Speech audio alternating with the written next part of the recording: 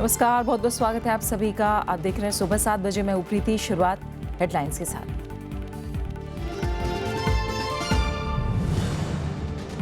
जम्मू कश्मीर में सरकार बनाने की राह पर पीडीपी बीजेपी राज्यपाल के सामने पेश करेंगे दावा। महबूबा मुफ्ती होंगे राज्य की पहली महिला मुख्यमंत्री। निर्मल सिंह होंगे उप मुख्यमंत्री।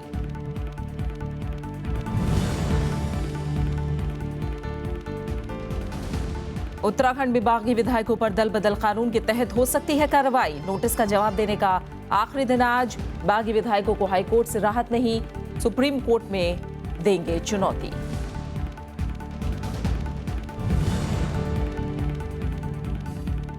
पूर्व क्रिकेटर श्रीसंत तिरुवनंतपुरम से बीजेपी के होंगे उम्मीदवार। केरल के लिए 51 उम्मीदवारों की सूची जारी। तमिलनाडु के लिए भी 54 प्रत्याशियों का ऐलान।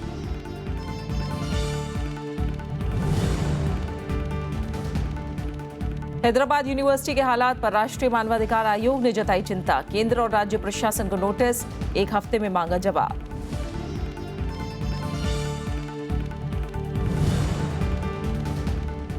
ब्रिसल्स आतंकी हमले में 10 संदिग्ध गिरफ्तार। दूसरे हमलावर के रूप में नाजिम लाचराऊ की पुष्टि। पेरिस हमलों से जुड़े तार।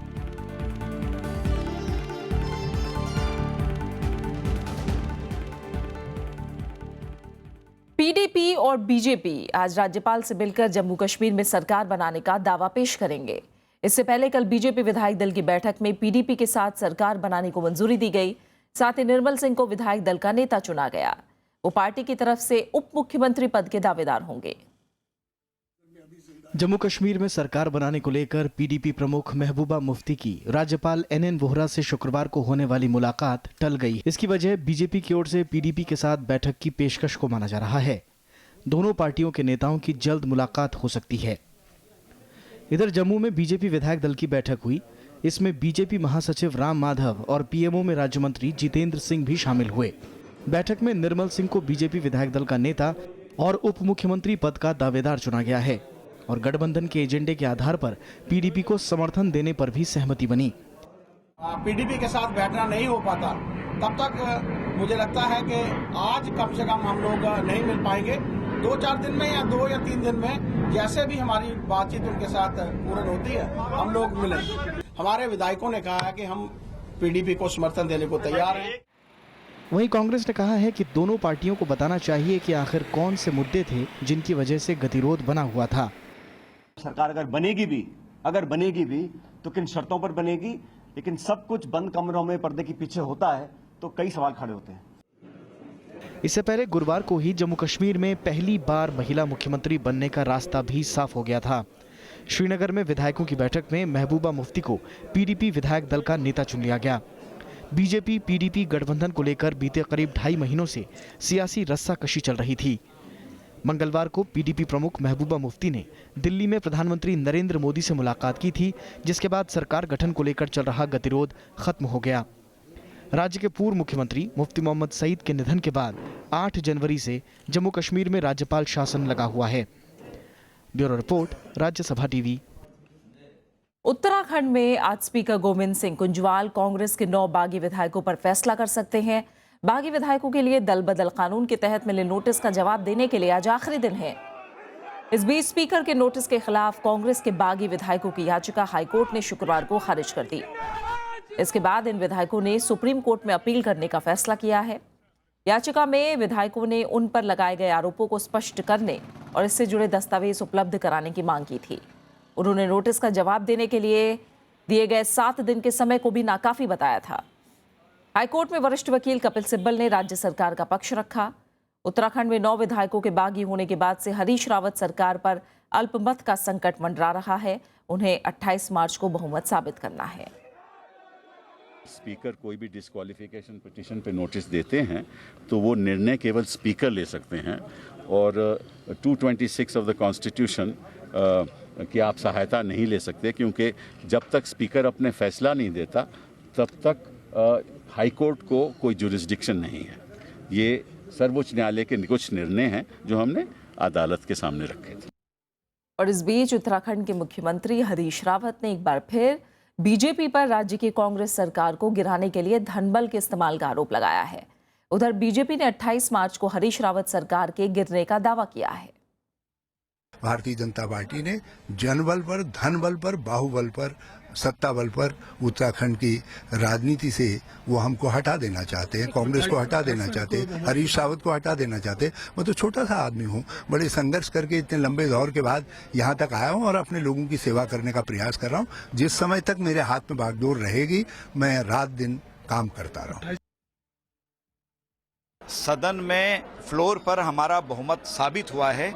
उस साबित हुए बहुमत को दोबारा साबित करने के लिए कहा गया है। उस पर जरूर मुहर लगेगी, ये हमारा विश्वास है और प्रभु की कृपा जरूर होगी। बीजेपी ने केरल विधानसभा चुनाव के लिए 51 उम्मीदवारों के नामों का ऐलान कर दिया। पूर्व क्रिकेटर श्रीसंत को तिरुवनंतपुरम से टिकट दिया गया है। साथ ही बीजेपी ने तमिलनाडु के लिए 54 उम्मीदवारों के नामों का ऐलान कर दिया है। दिल्ली में बीजेपी की केंद्रीय चुनाव समिति की बैठक के बाद केरल में 51 और उम्मीदवारों के नाम का ऐलान किया गया। इस सूची में क्रिकेट टीम के पूर्व तेज गेंदबाज श्रीशांत का नाम भी शामिल है, जिन्हें तिरुवनंतपुरम सीट से उम्मीदवार बनाया गया है। भारतीय जनता पार्टी ने कैंडिडेट्स को 51 सीट्स पर कंसिडर किया and we have tried to include all sections of the society, all areas we have tried to cover, people from academic world, professors, lawyers, doctors, engineers, at the same time from all sections of the society, fishermen, union leaders, trade union leaders, they have been included. पूर्व cricketer Sreesanth ने Thiruvananthapuram seat से उम्मीदवार बनाए जाने पर खुशी जाहिर की।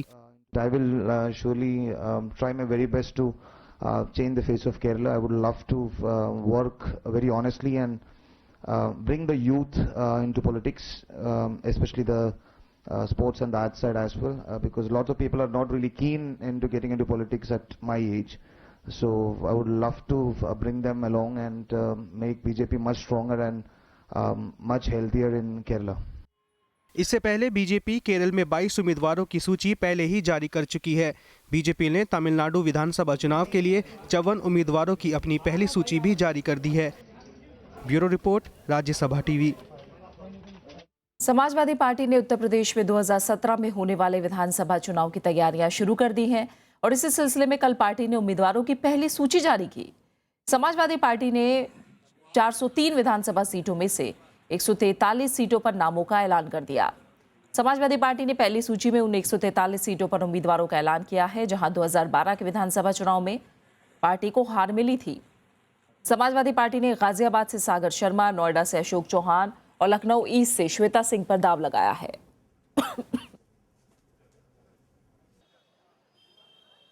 अभी 143 और लगभग जितनी सीटें हमारी नहीं थी, हमारे जो विधायक नहीं थे, लगभग 25 सीटें बची हैं। हमारे समाजवादी पार्टी के जितने भी सिटिंग एमएलए थे उनमें अभी घोषित नहीं किए।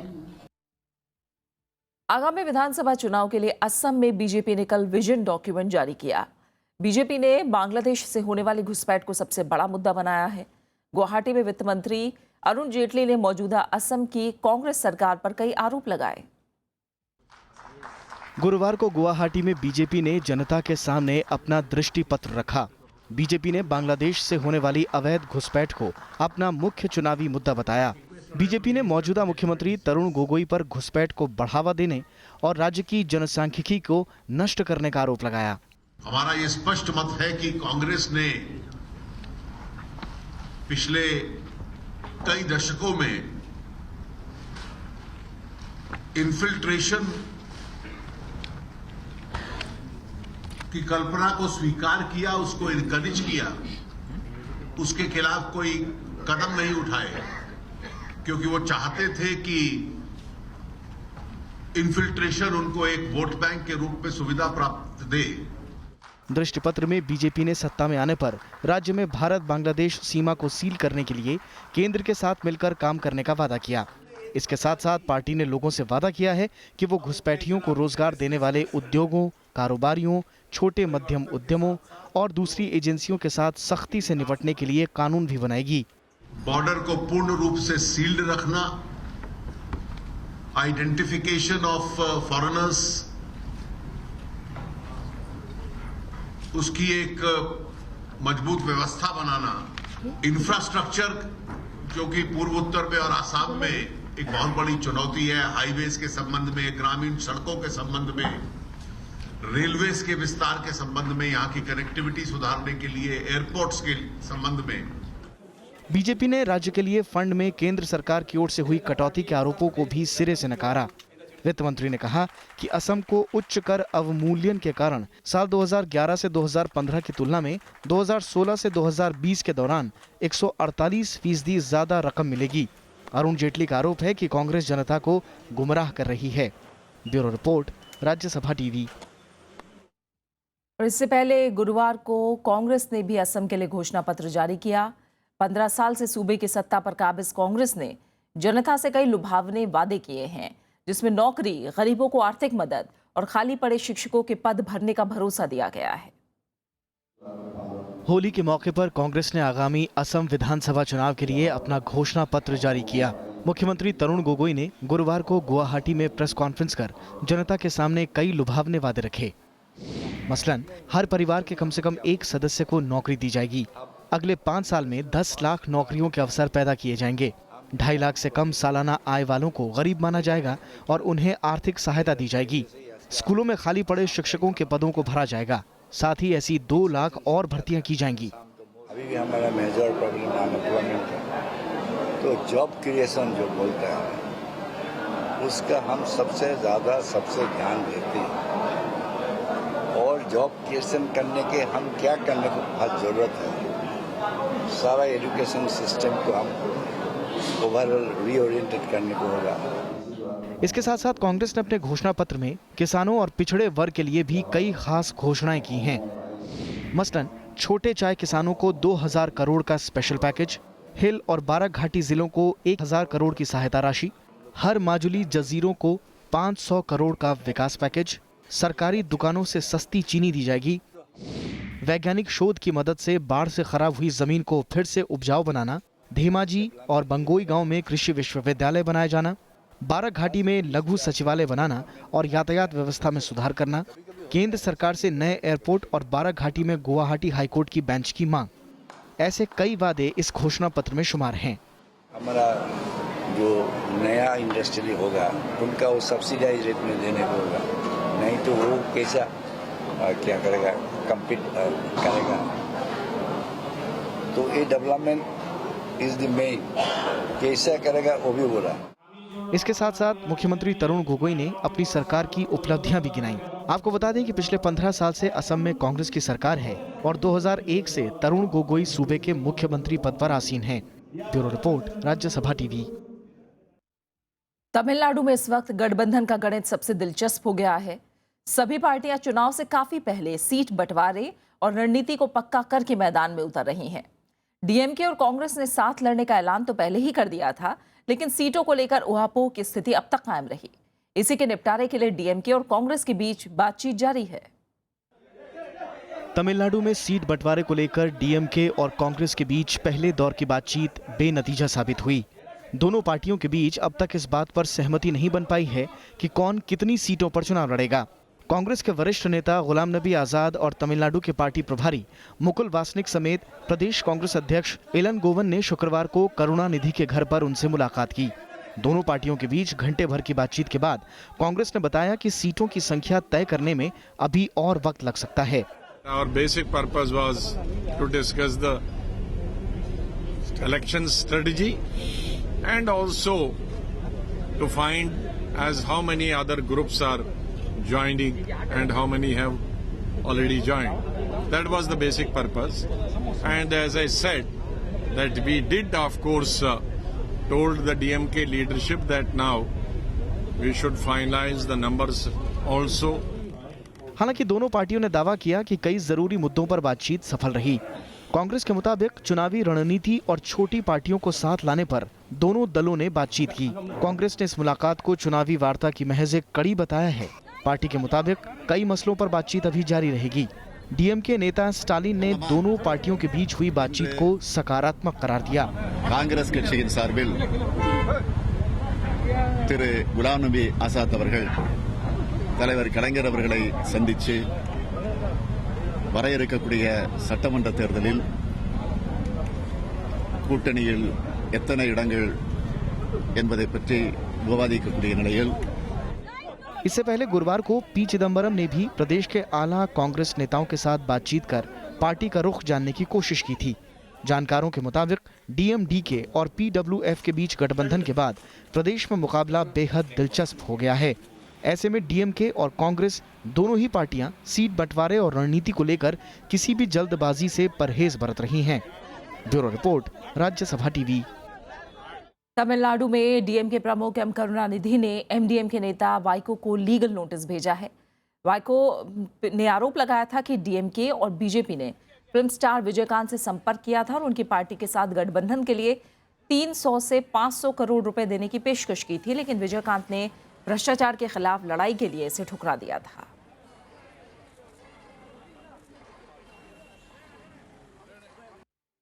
खबरें जारी है, हम लौट रहे हैं एक छोटे से ब्रेक के बाद।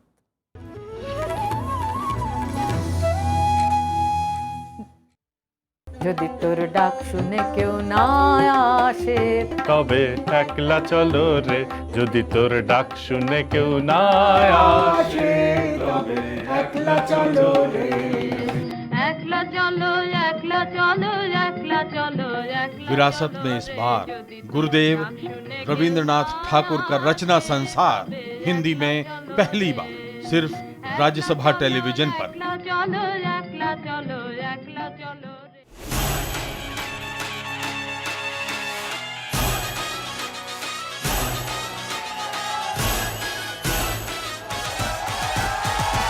युवा कॉस्ट्यूम डिजाइनर मैक्सिमा बासु। हमारे एजुकेशन सिस्टम में ना कभी आपको फिजिकल ऑब्जेक्ट्स को परखने की कोई एजुकेशन नहीं मिलती है। आपको कभी कोई लक्कड़ दिखा के नहीं बोलेगा कि देखो इस लक्कड़ में ये रेशा है। जो जग ने न मानी तो मैंने भी ठानी, कहा थी मैं देखो कहाँ चली आई। एक बंदे को करेक्ट, वो गांव का है तो गांव का लगना चाहिए। उसमें जो मेहनत लगती है कपड़े बनाने में उतनी मुश्किल नहीं होती जितना कपड़ों को बिगाड़ने में लगती है। नमस्कार, मैं हूँ मैक्सिमा बासु, मुझसे मिलिए प्रोग्राम गुफ्तगू में, सिर्फ राज्यसभा टीवी पर। कलम गवाह है कि इस अंक में मुलाकात वरिष्ठ संपादक और पूर्व राज्यसभा सदस्य HK दुआ के साथ। जब आला नेहरू की मृत्यु हो गई, मैं वो VIP के जो एनक्लोजर था उसमें चला गया और बातें क्या हो रही थी, कौन बनेगा। तो ये कौन बनेगा ये अब तब से अभी तक चल रहा है। सिंडिकेट जो बनी, कामराज ने मेजर रोल प्ले किया, फिर इंदिरा जी आई, फिर उन्होंने इंदिरा जी को चुना, मोरारजी भाई को नहीं बनने दिया। उन्होंने कहा मैं कॉन्टेस्ट करूँगा। दूसरे दिन वर्किंग कमेटी ने मना लिया। मैंने कहा फिर कल तो आपने कहा था मैं करूँगा, टुडे यू आर विथड्रॉइंग। उनका जवाब बड़ा हाजिर जवाबी थी, यस्टरडे वाज यस्टरडे। कलम गवाह है श्रेष्ठ संपादकों से संवाद सिर्फ राज्यसभा टेलीविजन पर।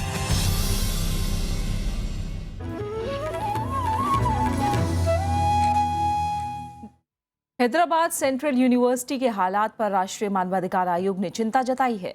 मीडिया में आई खबरों पर खुद संज्ञान लेते हुए आयोग ने केंद्र और राज्य प्रशासन को नोटिस भेजकर एक हफ्ते में जवाब मांगा है।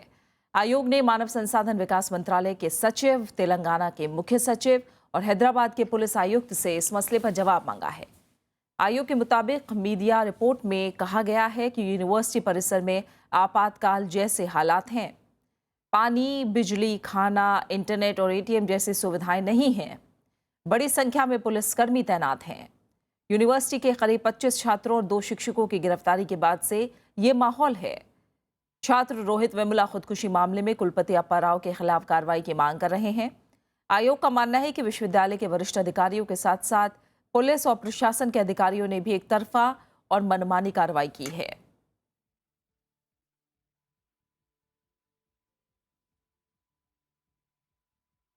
छब्बीस 11 हमले की साजिश रचने वाले आतंकी डेविड हेडली से आज भी पूछताछ होगी। इससे पहले पूछताछ के दौरान हेडली ने कई चौंकाने वाले खुलासे किए हैं। हेडली का कहना है कि वो भारत से बदला लेने के मकसद से आतंकी दुनिया में शामिल हुआ। लश्कर-ए-तैयबा के आतंकी डेविड कोलमैन हेडली ने खुलासा किया है कि मुंबई हमले के कुछ हफ्तों बाद पाकिस्तान के तत्कालीन प्रधानमंत्री यूसुफ रजा गिलानी हेडली के घर आए थे। हेडली ने यह भी खुलासा किया कि उसने भारत से बदला लेने के मंसूबों को पूरा करने के लिए ही आतंकी संगठन लश्कर का दामन थामा था। When they came to know that Ajmal Kasab was apprehended by Mumbai police, then instructions were given to the attackers of Chabad House that they should keep the hostages at the gunpoint, and at that point they should also contact the Prime Minister of Israel in order to bring pressure upon the Indian government. Headley ने बयान दिया है कि वो भारत से बदला लेने के मकसद से ही लश्कर तैयबा में शामिल हुआ था। हेडली ने कोर्ट को यह भी बताया कि उसने अमेरिका में शिवसेना के लिए फंड जुटाने की कोशिश भी की थी, जिसकी जानकारी लश्कर को भी थी। पाकिस्तान में एक बार हेडली की पत्नी फाजिया ने उसे हवालात भी पहुंचाया था। अपने बयान में हेडली ने उन आरोपों को भी खारिज किया जिसमें कहा गया था कि पूछताछ के दौरान एनआईए के कहने पर उसने इशरत जहां का नाम लिया। मुंबई कोर्ट में वीडियो लिंक के जरिए हेडली के बयानों का क्रॉस एग्जामिनेशन कराया जा रहा है। हेडली से बुधवार से पूछताछ की जा रही है। फिलहाल हेडली अमेरिका में 35 साल की सजा काट रहा है। Bureau report, Rajya Sabha TV. Pathankot आतंकी हमले की जांच के लिए पाकिस्तान का संयुक्त जांच दल 27 मार्च को भारत आ रहा है। 5 सदस्यीय जांच टीम को 3 दिन का वीजा दिया गया है। हालांकि उन्हें जांच के दौरान एयरबेस के टेक्निकल एरिया में नहीं जाने दिया जाएगा। साथ ही जांच टीम एसपी सलविंदर सिंह और उनके रसोइये से पूछताछ नहीं कर पाएगी। पाकिस्तानी जांच दल में सेना और खुफिया एजेंसियों के अधिकारी शामिल हैं। पाकिस्तान ने भारत से मिले दस्तावेज और सबूतों के आधार पर 18 जनवरी को एफआईआर दर्ज की थी। 2 जनवरी को पठानकोट एयरबेस आतंकी हमले में 7 जवान शहीद हो गए थे और 6 आतंकी मार गिराए गए थे। जैश ए मोहम्मद ने हमले की जिम्मेदारी ली थी।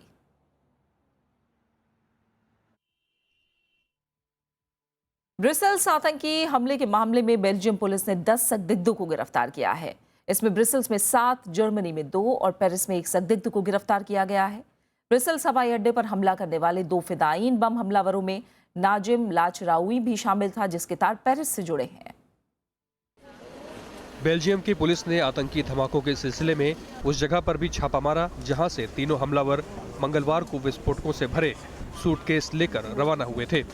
पुलिस ने गिरफ्तार किए गए लोगों की पहचान सार्वजनिक नहीं की है। वहीं खुफिया नाकामी को लेकर हो रही आलोचना के चलते बेल्जियम के गृह और न्याय मंत्री ने इस्तीफे की पेशकश की है। इस बीच ऐसे आतंकी हमलों से निपटने के लिए यूरोपीय यूनियन ने तेजी से रणनीतिक खुफिया डाटा साझा करने पर जोर दिया है।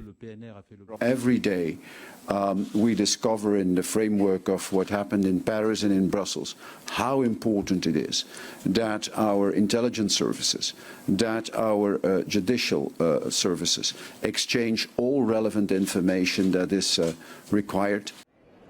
इधर ब्रसेल्स में आतंकी हमले के बाद फंसे 242 भारतीयों को लेकर जेट विमान शुक्रवार सुबह दिल्ली पहुंचा। इन्हें एम्स्टर्डम से होते हुए स्वदेश लाया गया। Yeah, it was fine, but by next day everyone came, the embassy came, and everybody else came, so we were taken care for. मंगलवार को ब्रसेल्स के एयरपोर्ट और मालबीक मेट्रो स्टेशन पर 3 धमाके हुए थे। इन आतंकी हमलों में 31 लोगों की मौत हो गई थी और कई लोग घायल हो गए थे। Bureau report, Rajya Sabha TV. Syria में अमेरिकी हमले में आईएस का नंबर 2 आतंकी मारे जाने की खबर है। पेंटागन ने अब्दुल रहमान मुस्तफ़ा अल कादुली के मारे जाने की पुष्टि कर दी है। अमेरिकी रक्षा मंत्री एश कार्टर ने इस सीरिया और इराक में मिला अहम जीत इसे बताया है। अमेरिका ने कादुली पर $70 लाख का इनाम रखा था। अमेरिकी रक्षा अधिकारियों के मुताबिक विशेष ऑपरेशन दस्ते ने सीरिया में कादुली को जिंदा पकड़ने की कोशिश की, लेकिन सैनिक कार्रवाई में कादुली के साथ 3 और आतंकी मारे गए।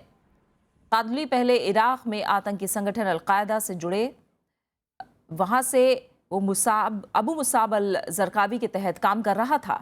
2012 में इराकी जेल से रिहा होने के बाद कादुली सीरिया में आईएस में शामिल हो गया था। We are systematically eliminating ISIL's cabinet. Indeed, the U.S. military killed several key ISIL terrorists this week, including, we believe, Haji Iman, who was an ISIL leader, senior leader, serving as a finance minister, and who also is responsible for some external affairs and plots. और बात करते हैं cricket की। ICC 2020 cricket विश्व cup में मोहाली में Australia ने पाकिस्तान को 21 रनों से हराकर टूर्नामेंट से बाहर का रास्ता दिखा दिया। ऑस्ट्रेलिया के 193 रनों का पीछा करने उतरी पाकिस्तान की टीम 8 विकेट पर 172 रन ही बना सकी। इस जीत के साथ ऑस्ट्रेलिया अपने ग्रुप में भारत को पीछे छोड़कर अंक तालिका में दूसरे स्थान पर पहुंच गया है। अब कल भारत और ऑस्ट्रेलिया के बीच होने वाले मुकाबले में जो टीम जीतेगी वो सेमीफाइनल में पहुंचेगी। न्यूजीलैंड पहले ही सेमीफाइनल में पहुंच चुका है। वहीं नागपुर में खेले गए एक दूसरे मुकाबले में वेस्टइंडीज ने दक्षिण अफ्रीका को 3 विकेट से हराकर सेमीफाइनल में जगह बना ली है। पहले बल्लेबाजी करते हुए दक्षिण अफ्रीका ने वेस्टइंडीज के सामने 123 रनों का लक्ष्य रखा। लक्ष्य का पीछा करने उतरी वेस्टइंडीज की टीम ने 7 विकेट खोकर आखिरी ओवर में लक्ष्य को हासिल कर लिया।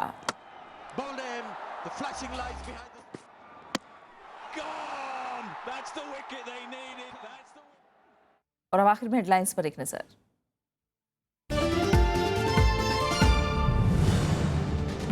जम्मू कश्मीर में सरकार बनाने की राह पर पीडीपी बीजेपी राज्यपाल के सामने पेश करेंगे दावा। महबूबा मुफ्ती होंगे राज्य की पहली महिला मुख्यमंत्री। निर्मल सिंह होंगे उप मुख्यमंत्री।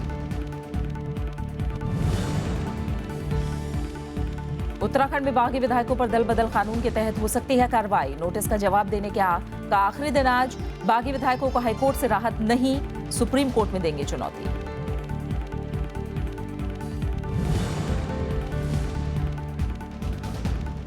पूर्व क्रिकेटर श्रीसंत तिरुवनंतपुरम से बीजेपी के होंगे उम्मीदवार। केरल के लिए 51 उम्मीदवारों की सूची जारी। तमिलनाडु के लिए भी 54 प्रत्याशियों का ऐलान।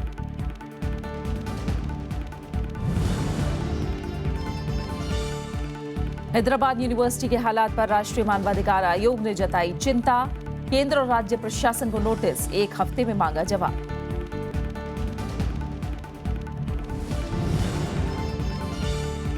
ब्रिसेल्स आतंकी हमले में 10 संदिग्ध गिरफ्तार। दूसरे हमलावर के रूप में नाजिम लाजरावी की पुष्टि। पेरिस हमलों से जुड़े तार।